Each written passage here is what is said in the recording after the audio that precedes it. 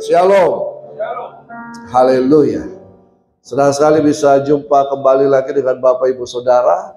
Masih ingat khotbah saya di minggu pertama? Menjadi garam. Haleluya. Iya. Oke. Nah, minggu ini saya akan memberi judul tetap memberi dampak. Ya. Tetap memberi dampak. Untuk apa kehidupan kekristenan kita? Untuk apa saya dan saudara dipanggil untuk menjadi percaya kepada Yesus Kristus Tuhan? Untuk apa kita dipenuhi dengan kuasa Roh Kudus? Untuk apa kuasa dan otoritas itu diberikan Tuhan dalam kehidupan saya dan saudara?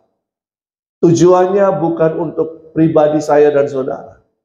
Tujuannya untuk memberi dampak bagi dunia ini. Amin.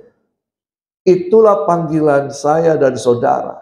Kita dipilih, dipanggil untuk keluar dari kegelapan kepada terangnya yang ajaib, untuk memberitakan perbuatan-perbuatan Allah yang besar. Tuhan mau kita seperti itu. Ya, oke. Tetap memberi dampak. Kenapa? Karena kehidupan kita ini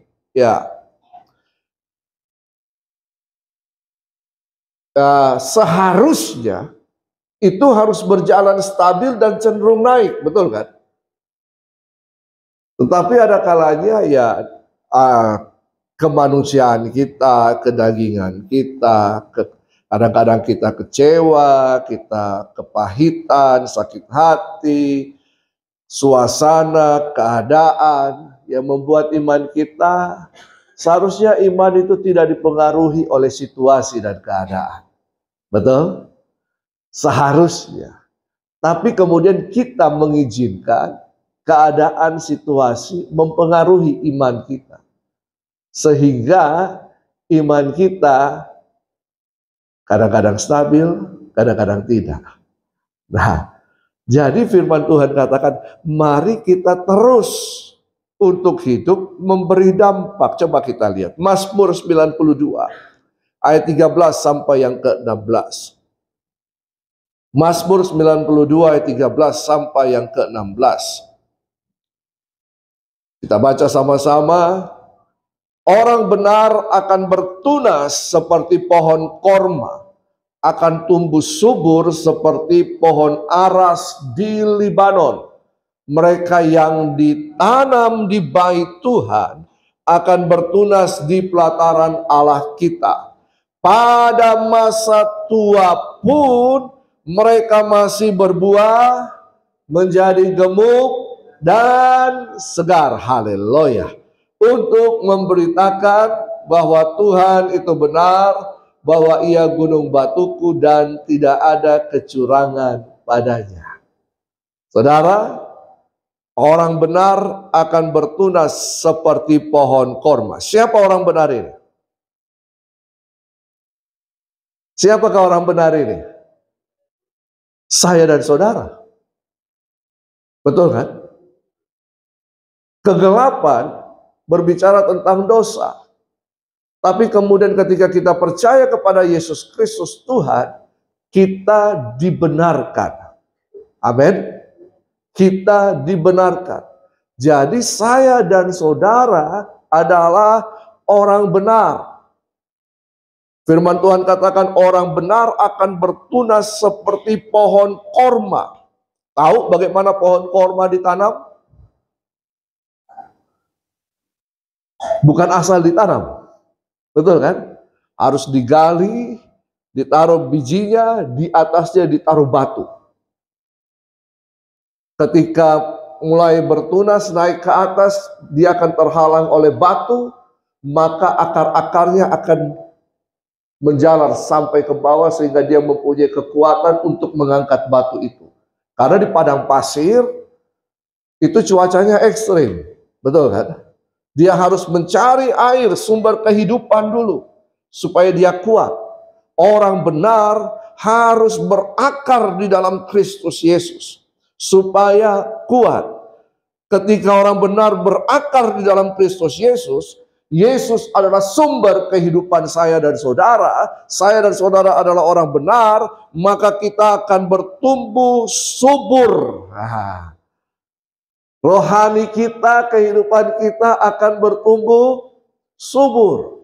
Karena kita mendapatkan nutrisi makanan dari mana? Dari sumber yang tepat. Yesus Kristus Tuhan. Perhatikan kehidupan saya dan saudara. Kita ada di lingkungan mana? Apa yang kita lihat, apa yang kita dengar, itu mempengaruhi pikiran saya dan saudara, dan itu akan mempengaruhi kehidupan rohani saya dan saudara. Makanya harus kita kuat di dalam Kristus. Bagaimana kita kuat di dalam Kristus? Makan firman Tuhan. Tidak ada yang lain. Amin. Baca kitab suci, doa tiap hari kalau mau tumbuh. Memang manusia tidak hidup hanya dari roti saja katanya. Dari capcay, ya fuyung hai. Tapi Yesus bilang tidak, dari setiap firman yang keluar. Nah, mereka akan subur seperti pohon aras di Libanon. Salomo ketika ingin mendirikan bait Allah, ya dimulai dari Musa. Musa itu mulai mengambil, ya, pohon aras ini terkenal dengan pohon yang kuat, ya, kayu yang kuat, yang tinggi menjulang, kuat. Dan dikatakan mereka yang ditanam di bait Tuhan. Paralel, ini kalau bicara sajak puisi ini, Mazmur ini ada paralelisasi. Atas dan bawah, kadang atas menerangkan yang bawah, bawah menerangkan yang atas. Ya, paralel. Mereka yang ditanam di bait Tuhan akan bertunas di pelataran Allah kita. Pada masa tua pun. Berarti ada konsistensi. Betul kan? Pada masa tua pun itu kan berbicara soal usia, jangka waktu. Pada masa tua pun mereka masih berbuah.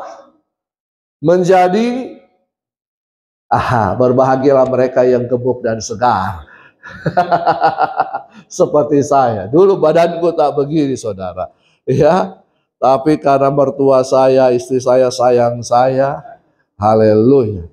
Jadi dari usia muda ketika kita mengenal Tuhan, seiring pertambahan umur saya dan saudara, sampai masa tua pun, konsistensi itu harus ada. Firman Tuhan katakan orang benar itu ketika dia berjalan, dia akan berjalan sampai pada rembang tengah hari. Amsal mengatakan, ini ciri orang benar. Apakah saya dan saudara demikian? Atau ketika ada batu terantuk, aduh Tuhan, injak lubang sedikit, aduh Tuhan, saya mau mundur. Saya mau iring Yesus, saya mau iring Yesus, asal tidak ada masalah. Hidup ini bukan jalan tol, betul kan? Bahkan jalan tol pun kadang-kadang ada halangan, ada rintangan. Pada masa tua pun mereka masih berbuah, menghasilkan. Usia pensiun berapa? 65, 65. Ya. Dosen itu ya 65. Ya. Tapi setelah itu, oh sudah pensiun, istirahat, jaga cucu.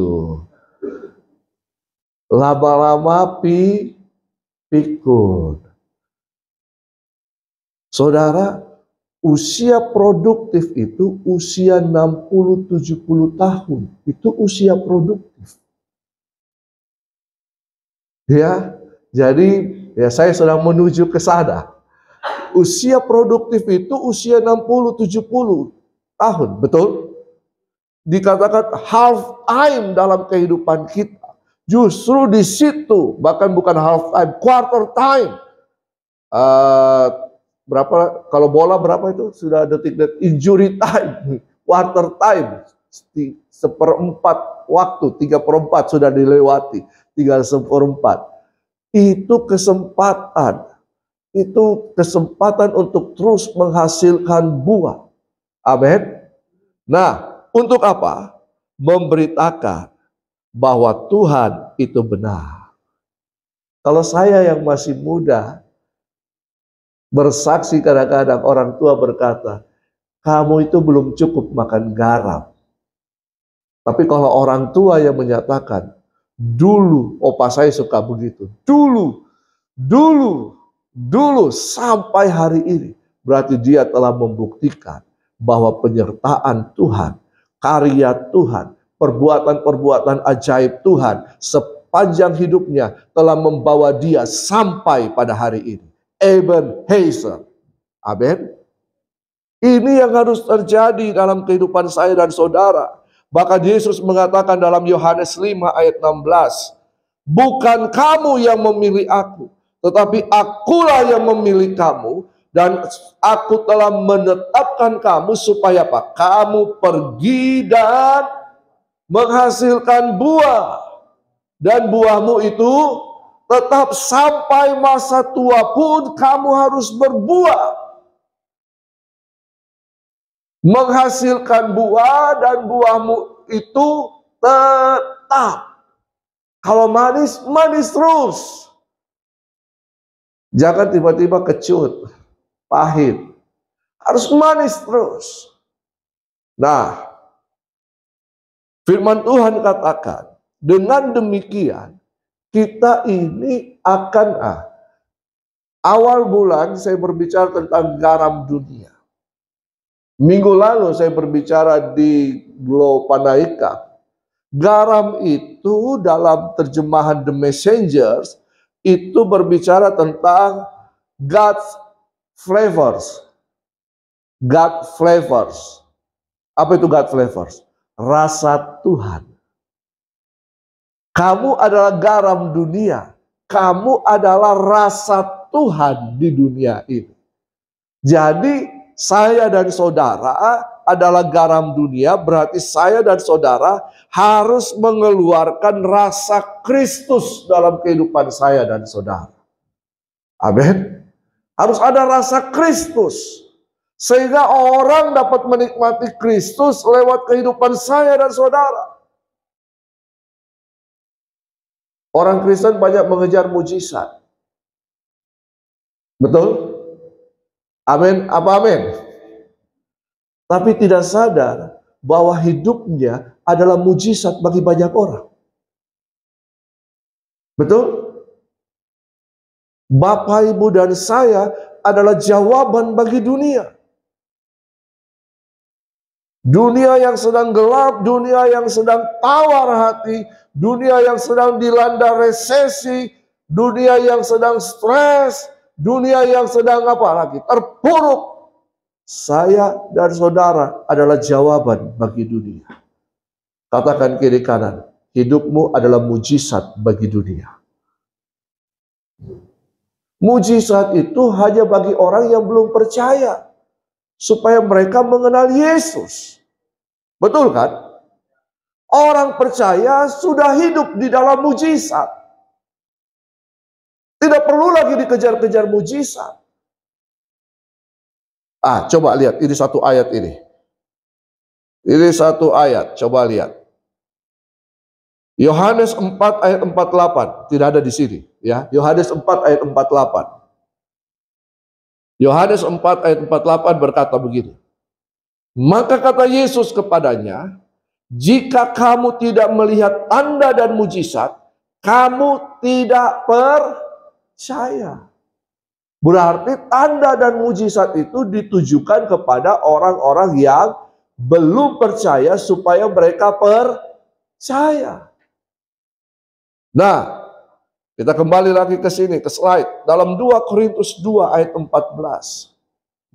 2 Korintus 2 ayat 14 berkata begini. Tetapi syukur bagi Allah yang di dalam Kristus selalu membawa kami di jalan kemenangannya. Yesus memegangku dengan tangan kanannya. Yesus memberiku kemenangan. Betul? Amin. Bahwa setiap hari hidup saya dan saudara akan selalu berkemenangan bersama Yesus. Allah bagi kita, siapa lawan kita? Yesus di pihak saya dan saudara, siapa yang akan menjadi lawan kita? Bahkan kita dikatakan lebih daripada pemenang. Jadi jangan kejar mujizat. Kejarlah pengenalan akan Kristus dan lakukanlah kehendak Kristus dalam kehidupan saya dan saudara. Kehidupan kekal itu berbicara tentang apa? Pengenalan kepada Kristus. Yohanes 17 berkata, hidup kekal itu adalah pengenalan kita kepada Kristus. Dan ketika kita mengenal Kristus, kenal itu berarti mengalami Kristus, maka hidup saya dan saudara akan terus ada di dalam jalan kemenangannya. Dan dengan perantaraan saya dan saudara, kata firman Tuhan, Paulus menyatakan kepada jemaat di Korintus, dengan perantaraan saya dan saudara, Kristus memakai kehidupan saya dan saudara untuk menyebarkan keharuman pengenalan akan Dia di mana-mana. Di mana saja kita berada, di Yerusalem, Yudea, Samaria, sampai ke ujung bumi. Kalau saudara pakai parfum, apakah hanya diri saudara yang menciumnya? Orang di sekitar saudara akan mencium bau harumnya, betul kan? Betul kan? Apalagi kalau parfumnya mahal, bagus, mungkin dari jarak 100 meter orang sudah mencium bau saudara. Iya kan? Nah, kita ini memiliki bau Kristus. Saya dan saudara memiliki bau Kristus. Atau jangan-jangan bau busuk. Nah, ini tugas saya dan saudara. Ketika kita memiliki Kristus, kita hidup dalam Kristus, kita mengenal Dia, maka hidup saya dan saudara adalah mujizat bagi orang lain. Itulah hidup yang berdampak. Bukan saudara hanya sekedar menabur uang, memberi uang baru saudara berdampak. Tidak. Apapun yang ada dalam kehidupan saudara, itu bisa menjadi jawaban bagi dunia. Amin. Nah, bagaimana supaya kita terus berdampak? Satu, kita harus berdampak terus-menerus. Jangan pernah berhenti. Betul kan? Jangan pernah menyerah dalam keadaan apapun. Kita harus terus berdampak. Markus 9 ayat 50 berkata, garam memang baik, tetapi jika garam menjadi hambar, jangan menjadi garam yang tawar. Dengan apakah kamu mengasinkannya? Hendaklah kamu selalu mempunyai garam dalam dirimu. Hendaklah kamu selalu mempunyai rasa Kristus dalam kehidupanmu. Amin. Sehingga dengan demikian kita akan terus berdampak. Terus lakukan perbuatan-perbuatan baik. Terus keluarkan rasa Kristus dalam kehidupanmu. Yang kedua, berdampak itu harus di tempat yang tepat. Matius 5 ayat 13, kamu adalah garam dunia. Melak haaretz, bukan melak eretz. Melak haaretz itu garam dunia, bukan melak eretz, garam bumi. Kita harus tahu ada perbedaan antara bumi dan dunia. Bumi tempat kediaman kita. Dunia adalah sistem yang menjalankan bumi. Ibaratnya manajemen yang menjalankan bumi. Dunia ini sudah dikuasai oleh kegelapan. Kamu harus menjadi garam di dalam kegelapan. Kamu harus berdampak, jangan buang garam di laut. Percuma. Betul kan? Ada yang pernah buang garam di laut? Taruh garam di mana? Di makanan yang rasa hambar, tawar. Maka dia akan berguna di situ. Kamu garam dunia. Berarti tempat saya dan saudara diutus untuk pergi ke dalam dunia di tempat yang tepat. Bukan kamu adalah garam gereja yang hanya tinggal di dalam gereja. Bagaimana kita bisa berdampak? Bagaimana rasa Kristus itu bisa dinikmati oleh banyak orang di luar sana kalau kita tidak pernah melangkahkan kaki ke tempat yang tepat? Amin. Makanya kita harus berdampak di tempat yang tepat. Yang terakhir, kita harus berada dalam komunitas yang tepat supaya kita terus melatih diri kita. Ingat, orang Kristen itu harus dilatih sehingga ketika dia dilatih, dia harus berlatih, kemudian menjadi terlatih untuk apa? Melatih. Bukan putih-putih melatih, bukan. Jadi kita semua ini harus dilatih, Bapak Ibu. Paulus mengatakan bahwa kita ini adalah prajurit. Kita ini adalah olahragawan. Kita ini adalah petani, kata Paulus. Betul kan? Kita harus dilatih, terus kemudian tidak cukup sampai situ, kita harus berlatih, terlatih untuk melatih. Jadi kita harus punya komunitas yang tepat. Paulus mengatakan pergaulan yang buruk merusakkan kebiasaan yang baik. Ayub mengatakan dalam Ayub 8 ayat 11, dapatkah pandan bertumbuh tinggi kalau tidak dirawat? Tahu pohon pandan? Ada yang tanam di rumah? Kalau pandan tidak ketemu air, tidak akan tumbuh, betul kan? Tapi ketika dia berada di jalur air, wow, dia akan tumbuh subur. Atau mensiang, tahu mensiang? Mensiang itu tanaman air, ya. Ini mensiang ini, tanaman air ini kayak bambu-bambu kecil-kecil itu, ya. Mensiang bertumbuh subur kalau tidak di air. Ikan tempatnya di mana? Air, betul kan?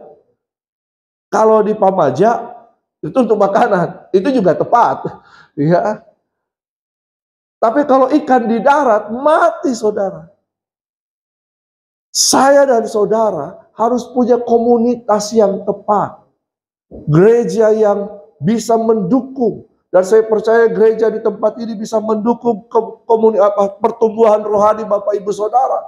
Bayangkan tiap hari ada doa apa lagi, doa apa, itu menolong itu. Amin. Itu sangat menolong. Teruslah bertumbuh. Orang Kristen, orang percaya harus itu mempunyai hadirat Tuhan. Kenapa? Karena ada Kristus di dalam kehidupan saya dan saudara. Ada Tuhan. Hadirat Tuhan itu tempat yang tepat bagi saya dan saudara.